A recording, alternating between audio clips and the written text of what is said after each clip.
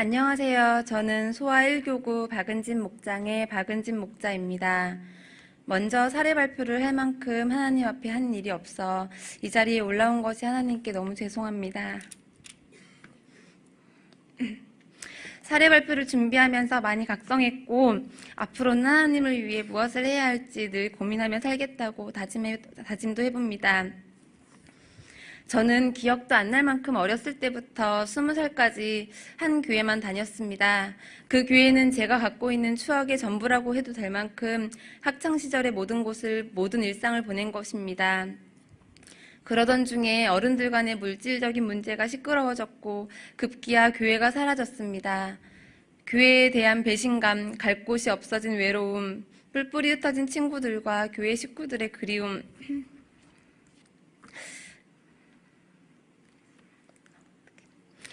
주일이 되면 엄마가 다니시는 교회에 가서 예배 시간 내내 울기만 했습니다. 집에서 제가 다니는 교회 가는 길 중간쯤엔 현재 우리 오병이어 교회인 중원교회가 있었습니다. 중원교회는 볼 때마다 사람이 많아지고 시끌시끌한 게 정말 쳐다보기가 싫었습니다. 우리 교회는 사라져가는데 중원교회는 왜 이렇게 북적거리는 거야? 그때는 철없는 신앙이었습니다. 한 번은 오기가 생겨서 도대체 이 교회에 뭐가 있는지 좀 보고 와야겠어 씩씩거리며 수요 저녁 기도회에 들어가 봤습니다. 그때 제 마음에는 미움, 시기, 분노가 가득했습니다. 말씀도 듣지 않고 본당이 인테리어며 몇 명이나 모였는지만 눈에 들어왔으면서 나올 때는 뭐야 별것도 없잖아 혀를 차며 나왔습니다. 일주일 후쯤 새벽 5시 반에 눈이 떠졌고 엄마가 다니시는 교회 가서 새벽 기도라도 드려야겠다는 생각으로 집을 나섰습니다. 중원교회 앞을 그냥 지나가면 되는데 마치 제가 다녔던 교회 마냥 아무렇지 않게 발걸음이 옮겨져 중원교회로 들어가게 되었습니다. 본당 문을 열고 들어가서 멍하니 서 있었습니다. 제가 앉을 자리가 없었습니다. 아, 이 교회가 그래서 부흥이 되는구나.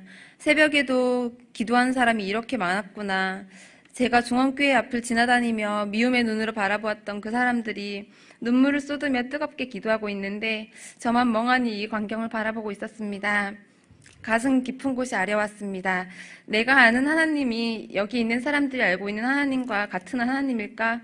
나는 하나님을 뜨겁게 만나본 적이 없는데 그러다가 내가 이곳에 있는 사람들 중에 한 사람이었으면 하는 소망이 생겼습니다. 그리고 그 사람들이 만나고 있는 하나님을 나도 만나고 싶었고 하나님에 대한 갈망이 처음으로 생겼습니다. 얼마 후에 대학교에서 알게 된 김병복 청년이 교회를 다닌다고 하여 중원교회를 다닌다고 하여 그 청년의 도움으로 청년부 예배를 드리게 되었고 금방 저는 이곳에 있는 사람들 중에 한 사람이 되어 나의 하나님을 만날 수 있었습니다. 오병이어 교회로 발길을 끌어주신 하나님께 정말 감사드립니다.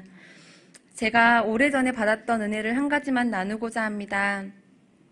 6년 전쯤 저는 결혼한 후에 하나님이 주신 복을 받고 싶다고 복 받기를 간절히 기도했던 때가 있었습니다. 금요철야 기도회 말씀 중에 담임 목사님께서 경외하는 자에게 복이 있다는 설교 말씀을 해주셨고 어떻게 하는 것이 하나님을 경외하는 것일까 고민하고 노력해 보았습니다. 그 당시 결혼 후에 제가 목돈이 필요한 일이 생길까봐 1,000만 원을 갖고 있었는데 사실 저에게 그 1,000만 원은 저의 자존심이었고 제가 의지하고 있었던 전부였습니다. 결혼하고 직장 생활을 그만두게 됐을 때 남편이 주는 돈으로 내 물건을 산다는 것이 자존심 상할 것만 같아서 움켜쥐고 있었던 돈이었고 큰 돈도 아닌데 그 돈이 있어서 저는 든든했습니다. 그 돈을 시댁 제사를 없애달라는 소원기도와 함께 건축헌금으로 드렸습니다. 헌금을 드리고 나서 스스로 후회되는 건 아닐까 조금 걱정도 했었는데 헌금을 드린 그날 금요철야 기도회 때 하나님은 회개 기도를 하게 해주셨습니다. 하나님, 제가 제 돈도 아닌 것을 너무 오래 갖고 있었습니다. 용서해 주세요. 그렇게 회개 기도를 하고 나니 표현할 수 없는 기쁨이 넘쳤습니다. 웃긴 일을 생각한 것도 아닌데 자꾸 웃음이 나고 기분이 좋아서 심장이 콩닥거렸습니다. 그리고 그날 철야 기도회 때 기도 중에 성경 말씀으로 응답을 받았습니다. 창세기 22장 12절이라고 쓰여진 메모지가 보였습니다. 얼른 성경책을 찾아보았습니다. 아브라함이 이삭을 하나님께 바쳤을 때 하신 말씀이었습니다. 내가 이제야 내가 하나님을 경외하는 줄을 아노라. 아멘. 하나님은 나의 전부를 드렸을 때 제가 하나님을 경외하는 줄 아신다는 응답을 해주셨습니다. 그리고 깨달았습니다. 하나님이 나를 알아주시는 것, 이게 제일 큰 복이라는 것을 말입니다. 헌금을 드리고 얼마 후에 명절이 돌아왔고 제사 음식을 준비하면서 계속 기도했습니다. 그때 명절이 주일이라서 제사 진행을 작은아버님이 해달라고 부탁을 드리자 심각하게 얘기하시더니 믿는 사람 하나 더 들어오니까 집안이 이렇게 된 거라며 제사를 가져가겠다고 하시고는 가버리셨습니다. 우리는 누구도 제사를 지내지 않겠다고 말하지 않았습니다. 제사 진행하는 것만 좀 도와달라고 말씀드린 건데 작은아버님 혼자 말씀하시다가 화를 내시며 가져가셨고 안타까운 일이지만 가져가시고 얼마 후에 후두암이 걸려 병과 싸우고 계십니다. 그 후에는 작은아버님도 제사를 못 지내시고 저희 가정에서 추도 예배를 드리고 있습니다. 영적인 세계를 경험해 볼 수 있었습니다. 건축헌금을 드리고 성경 말씀으로 응답해 주신 걸로도 충분히 감사했는데 소원기도까지 들어주셔서 하나님께 정말 감사드립니다. 제가 처음 우리 교회에 등록하고 특이한 것을 받았습니다. 태신자 카드였습니다. 이런 건 본 적도 없었는데 예배 시간에 다 같이 꺼내서 모든 성도가 주기도문을 외우듯이 주님께 기도합니다 하며 줄줄 읊는 것을 보고 정말 놀랐습니다. 그런데 더 놀라운 것은 주변 인맥을 모두 동원해서 꾸역꾸역 칸을 채우고 수시로 줄줄 읽으며 기도했는데 지금은 모두 다 하나님을 영접했다는 것입니다. 어떤 태신자는 집 근처 교회 좀 찾아달라고 연락이 와서 가까운 교회로 연결시켜 주었고 또 어떤 태신자는 멀리 이사간 후에 교회를 다닌다며 너한테 말하면 좋아할 것 같아서 라고 연락이 오기도 했습니다. 나머지는 모두 우리 오병이어 교회에 잘 정착하여 곳곳에서 헌신하며 은혜 받으며 지내고 있습니다. 태신자 카드의 위력을 체험하고 나서는 멀리 있든 가까이 있든 이름을 놓고 일단 기도하게 되었습니다. 그 기도가 쌓이고 쌓여 어느 날 그들이 하나님 앞에 무릎 꿇는 모습을 생각하며 기도합니다. 태신자 카드에 써놓고 6년간 저의 태신자였던 친구는 지금 저의 목장원입니다. 결혼 후 바로 아기가 생겨서 산후 우울증과 육아 스트레스로 힘들어했습니다. 사람을 만나는 것도 싫어하고 북적거리는 것도 싫어하고 아기 데리고 나가는 것도 싫어하니 교회에 데리고 나오는데 엄청 긴 시간과 기도와 노력이 필요했습니다. 제가 만약 목숨을 걸고 그 친구를 위해 기도했다면 어쩌면 더 빨리 하나님 앞에 나왔을지도 모르는데 사실 그 친구에게 미안한 마음이 큽니다. 긴 시간 동안 연락이 끊길까봐 꾸준히 그 친구 집에 놀러가고 목장원들을 동원시켜 친구 집에 가서 목장원들의 힘을 빌려 교회 나오기를 권유했습니다. 정말 긴 시간이 걸려서 발을 디뎠습니다. 현재는 순수한 마음으로 신앙생활을 하고 있고 본인은 노방전도를 할 자신이 없다고 자기 돈으로 전도 물품을 만들어주거나 교회 행사 전단지를 돌릴 때는 살고 있는 아파트에 엄청난 스피드로 아무도 모르게 꽂아놓습니다. 사람 만나는 것도 싫어하고 어울리는 것도 싫어하는 그 친구가 목장원들과 어울리고 기도 제목을 꺼내 이야기하고 자기가 할 일이 뭐가 있을까 고민한다는 것이 얼마나 감사한 일인지 모릅니다. 저의 또 다른 목장원은 고등학교 때 친구입니다. 결혼 후에 아기 키우면서 힘들어하길래 교회를 나오라고 장난치듯 이야기했습니다. 집이 시흥시 장곡동이라 너무 멀고 교회에 관심도 없었던 친구라 저도 모르게 관계 맺기를 제외시켰던 것 같습니다. 어느 날 코스트코를 간다고 하길래 이때다 싶어서 우리 교회 코스트코랑 아주 가깝다고 빨리 오라고 재촉했고 친구는 태어나서 처음으로 교회라는 곳을 들어와 본 거라고 합니다. 교회를 가본 적도 없는 친구라 주일 예배 며칠 전에 교회 카페에 놀러 오게 했습니다. 아이 데리고 오면 식당에서 밥도 해결되고 카페에도 있다고 밖으로 힘들게 나가지 않아도 돼서 너무너무 좋다며 몇 주 열심히 나왔습니다.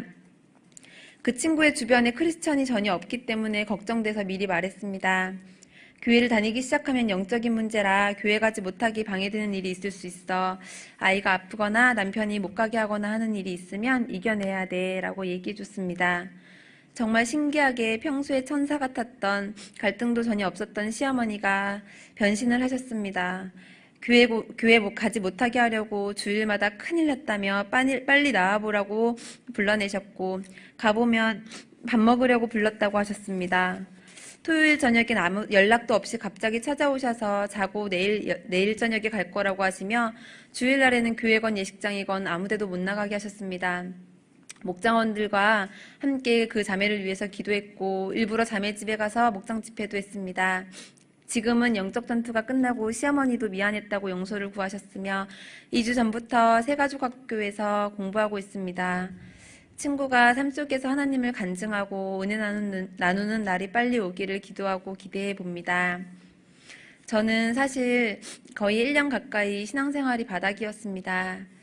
목사님 말씀도 귀에 들리지 않고 자꾸 의구심이 생겼습니다. 어쩔 때는 기도할 때 입을 꼭 다물고 있었습니다. 하나님께 무언가 이야기하는 것이 가식적이고 거짓말하는 것 같아서 입을 열 수가 없었던 적도 있습니다. 은혜 받기를 다시 회복하기를 애써보지 않은 것은 아닙니다. 노력해봐도 하나님 앞에 마음이 열리지 않았습니다. 얼마나 힘들었는지 모릅니다. 성령 충만한 게 어떤 건지 알겠는데도 내 뜻대로 되지 않아서 속이 터질 듯이 답답했습니다. 몇 주 전에 저희 1교구에서 축사 기도가 있었습니다. 마귀는 제 눈을 보고 너는 알긴 다 아는구나. 알면서 행하지 않는구나. 너는 마음이 지옥이구나.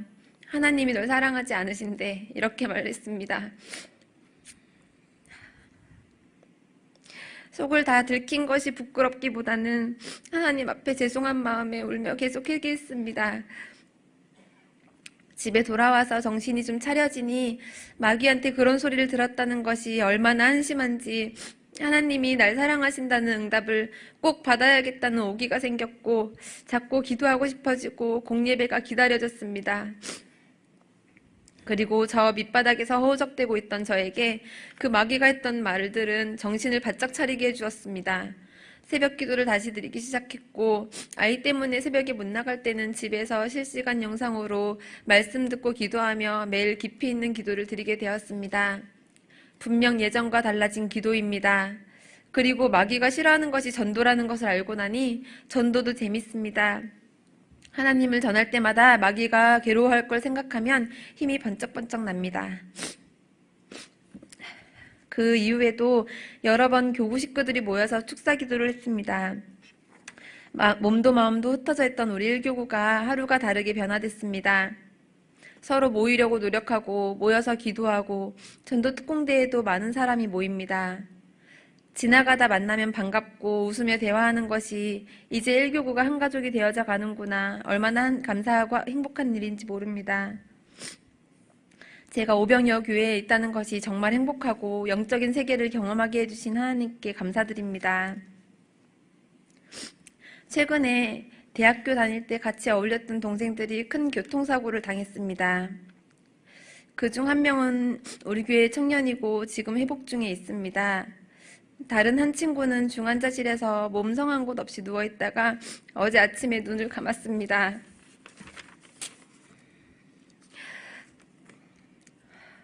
사고로 다친 우리 교회 청년이 10년 전에 저에게 누나 얘 좀 전도해줘라고 줄곧 말했습니다. 그 친구는 교회 나와보라고 하면 자꾸 비아냥거리듯 말하고 말꼬투리 잡아 장난치는 게 듣기 싫어서 사실 제가 전도하지 않았습니다. 그때는 그 아이보다 제 자존심이 더 중요했나 봅니다.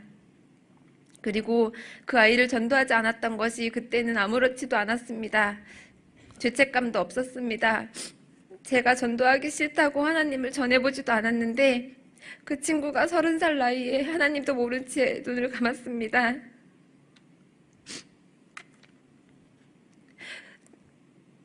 저는 이루 말할 수 없이 괴롭습니다. 하나님 한 번만 살려주세요. 제가 잘못했습니다. 제가 전하지 않았습니다. 하나님 살려주세요. 얼마나 부르짖어 기도했는지 모릅니다. 그 친구를 전도하지 않은 일이 10년 전에는 아무렇지도 않았던 일인데 지금은 생각할 때마다 가슴이 아프고 너무 괴롭습니다.